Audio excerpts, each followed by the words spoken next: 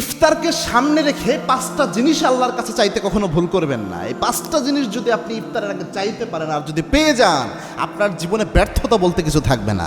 এখন আপনি যে অবস্থায় থাকেন না কেন, আপনার জীবনে সফল হয়ে যাবে ইনশাআল্লাহ।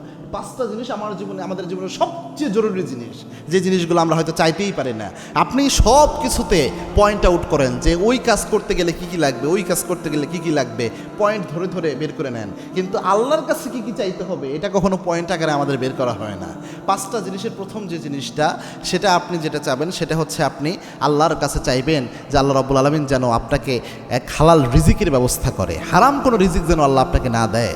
যতটুকু রিজিক আপনি হারামভাবে নেওয়ার সুযোগ রয়েছে, ঠিক সেম পরিমাণ রিজিক যেন আল্লাহ আপনার হালালের মাধ্যমে ব্যবস্থা করে দেয়। এটা প্রথম আপনি আল্লাহর কাছে চেয়ে নেবেন, এটা জরুরি একটা বিষয়। এবং ইফতারের আগে কেন চাবেন? আল্লাহর হাবিবের সুস্পষ্ট একটা বর্ণনা।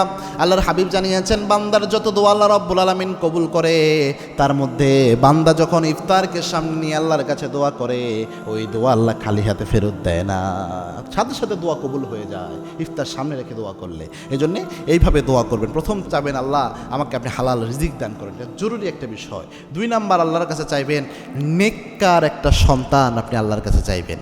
প্রথমে নেককার স্ত্রী চাইবেন। নেককার স্ত্রী এই দুনিয়াতে সবচেয়ে গুরুত্বপূর্ণ। আল্লাহর হাবিব বলতেন, আর দুনিয়া কুল্লুহা মাতা, এই দুনিয়াতে সব সম্পদ, তবে ও খৈরুল মাতা আর দুনিয়া আল মারাতু সলিহা, এই দুনিয়ার মধ্যে সবচেয়ে দামি প্রেস্টিজিয়াস সম্পদের নাম হচ্ছে একজন দিনদার নেককার স্ত্রী।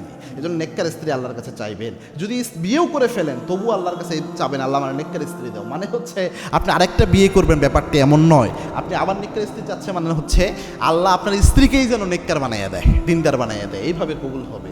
তো ভাবির সামনে আবার দোয়া করতে যাই এমনি কইরেন না যে আল্লাহ নেককার স্ত্রী দান করো, বলবেন যে আল্লাহ আমার স্ত্রীকে আপনি নেককার বানাইয়া দাও, না হলে কিন্তু খবর আছে, ইফতারি পাবেন না সামনে। এরপরে 3 নাম্বার যেটা চাবেন আল্লাহর কাছে, যে নেক সন্তান আল্লাহর কাছে চেয়ে নেবেন। এটা বড় একটা নিয়ামত, সব নবীরা এটা চাইতেন। রব্বি হাবলি মিনাস সলিহিন, ইব্রাহিম আলাইহিস সালাম দোয়া করেছিলেন, হ্যাঁ আল্লাহ নেককার একটা সন্তান আপনি আমার দান করেন। তো নেক সন্তান আল্লাহর কাছে চাইবেন। সন্তানের চেয়ে শ্রেষ্ঠ সম্পদ কিছু হতে পারে না, এজন্য নেককার সন্তান চান। 4 নাম্বার আল্লাহর কাছে যেটা চাইবেন সেটা হচ্ছে আপনি যেন একটা হেদায়েতের উপর পরিচালিত হতে পারেন। এই হেদায়াত আপনি আল্লাহর কাছে চেয়ে নেবেন, এটা জরুরি একটা বিষয়। হেদায়াত শূন্য জীবন কখনোই ভালো হতে পারে না। এবং হেদায়াত যখন থাকবে, আপনি যে কাজ করতে যাবেন ওই কাজে আপনি সফল হয়ে যাবেন ইনশাআল্লাহ।